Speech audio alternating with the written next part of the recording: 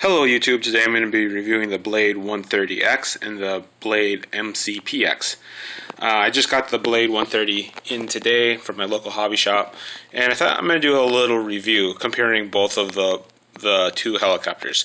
The reason why I just thought so many people have the mCPX and they're kind of playing with the idea of the 130. I have a lot of helicopters, but I thought this one would be kind of a neat little one to fly around. So I picked it up, and I'm just going to do a little review and to kind of talk to you about it. I don't really like doing unboxing reviews so much, but since it's such a new helicopter, I thought I would kind of talk to you about little things that you get. Now, it comes with the speed blades right on it. That's what they say.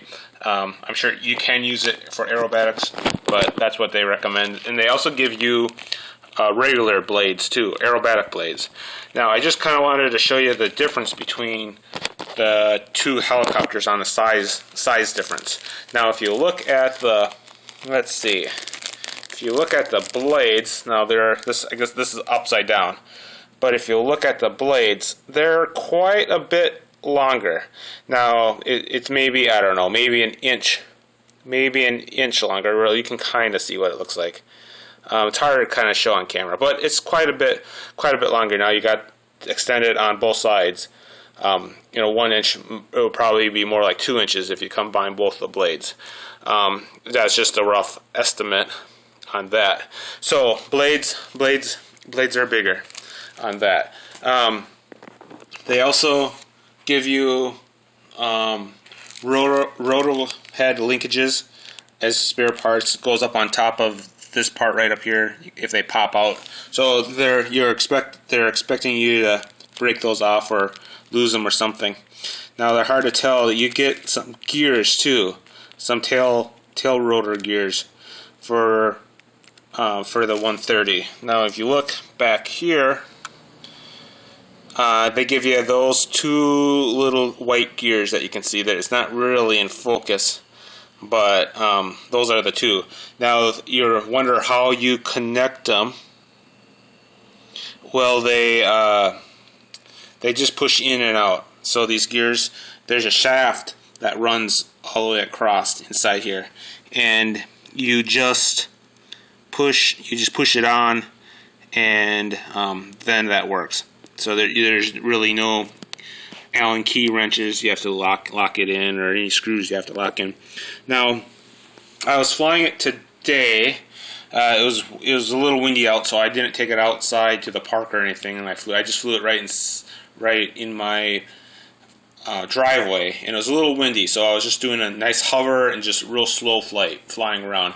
I felt responsive, but that's about as much as I got out of it today. I wanted to flip it and roll it and loop it, but it's a little too windy, so I'm going to try it later. But it seemed responsive. Obviously, this is a brushless motor.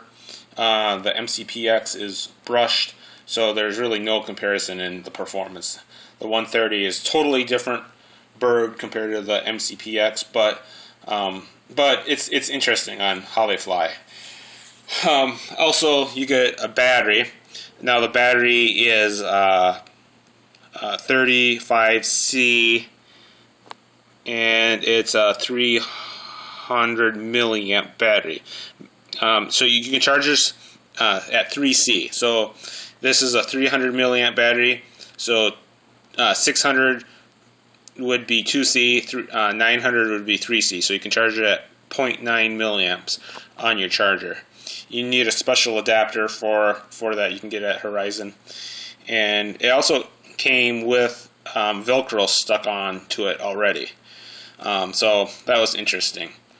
That's about there. You get a little adapter for your outlet. It's kind of big. It's bigger than I thought the adapter was. It's more expensive. Looks better than some of them I get. Then you get your little charger right here. I never use this. I used it today for the first time. But I normally hook it up to my better charger. Yeah, excuse me. It took about an hour to charge, which would be right because this is a 300 milliamp charger anyways. So it would take about an hour for that. Now, you're looking at it, let's kind of do a size comparison. It's going to be hard to look on camera, but we'll do a down angle from that. I'll do it right from, let's see, the two shafts going up. Let's see.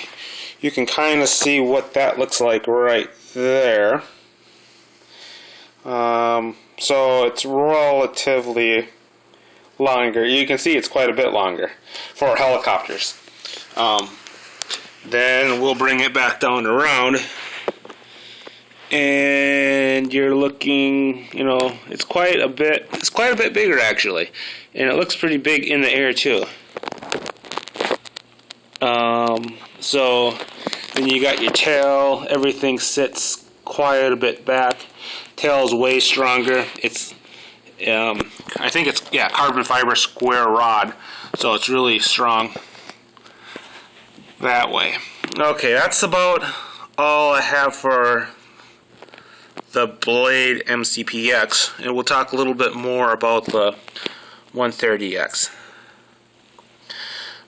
So I was looking at it quite a bit at the hobby shop. He let me open up the box and I looked inside of it, and I thought, so there's things that I thought were interesting. One was the battery. It already had the Velcro right on it. Now this is double-sided Velcro, so you can Velcro it from either side, from the top or the bottom. I didn't really know that, so what I just did is I stuck it on the top, and since it's double-sided Velcro, I just stuck it on and flipped it over like that. So there's really, I always had Velcro right on the frame and Velcro right. So I might still do that, but I was just hovering it and just nice slow flying around. So I think once I get aggressive 3D, I think I'm gonna Velcro it really good. Now this is an in-runner. The in-runner did get pretty warm. When I got done flying, just hovering around, it was maybe 60-70%. It was nice and toasty. So that was interesting. Now, let's see. What else? It's hard to tell inside the gears. So, let me see if I can get a little better light. I wanted to show you a few things, but everything looks like it would be a little complicated to, you need little fingers to get in there. It's not really showing you, but basically the frame, the head is kind of like the mCPX, so everything's really close. I don't think it's going to break a lot. The prices on it seemed a little steep for replacing parts, but they kind of got you there, so you can't really do anything about it. Okay, let's see. So the tail has a servo on it right there. That's the tail servo, the rudder. And go back, and I noticed when I was just flying it today, right in the middle of that rod, it's like rubbing. The shaft is rubbing on the other shaft that's going in there. So I don't know. I have to take a look and see what's going on there. But other than that, so far it was a really good helicopter. I mean, I just hovered around. It lasted 4 minutes. The setup was easy on it. You know, it looks pretty cool. Flies like a bigger helicopter. When I bound it to my DX8 over here, at first it didn't take, but then I moved it back a little bit, and then it bound to it. So I don't know what's going on that. Other than that, I think that's about it. I'll like to hear what you have to say. Talk to you later. Thanks, guys.